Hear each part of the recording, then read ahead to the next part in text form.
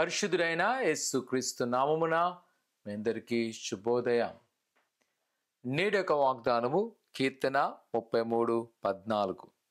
తానున్న నివాసస్థలముల నుండి భూలోక నివాసుల అందరి వైపు ఆయన చూచున్నాడు. ప్రియ సహోదరి సహోదరులారా, ఈ ఉదయకాల సమయంలో ఆయన మనకు అనుగ్రహిస్తున్న ఓ చక్కని మాట, నేను చూచున్నాను. తాను నివాసంలో ఆయన ఉన్న ఆకాశము నుండి భూలోక నివాసులందరి వైపు ఆయన చూచున్నాడు.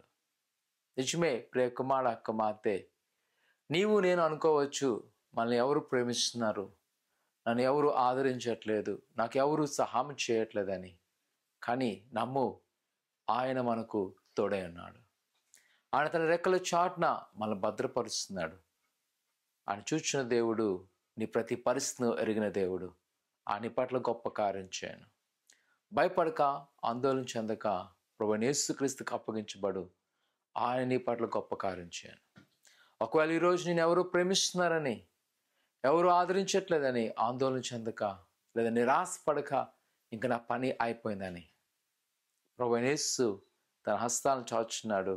తన ఎద్దకు వెళ్ళు, ఆయన నడిపిస్తున్నాడు. ప్రార్థన చేసుకుందాం. పరిశుద్ధుడైన దేవా, నీ కొందాలు, నీ బిడ్డలైన వారు మీ జ్ఞాపకం చేసుకోండి, ఇది ఆశీర్వదింపండి. మీరు చూసిన దేవుడు ప్రభా, ఎదుగో వారి యొక్క పరిస్థితి ఎరిగినవు గొప్ప కార్యములు చేయండి. ప్రతి బలహీనతలను విడుదల చేసి నీ కృపాక్షేమలతో నింపి ఆశీర్వదింపచేయండి. ఆయన వారు ఏదైతే కోరుకున్నారో వారి కోరికలు సిద్ధింపచేయమంటుంది దేవా, నీ కొందాలు.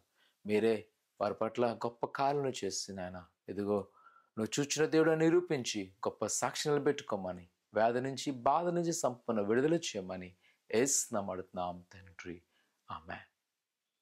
ఆయన నమ్మికించండి. ప్రభు నీ పట్ల గొప్ప కార్యం చేయను గాక. ఆమేన్.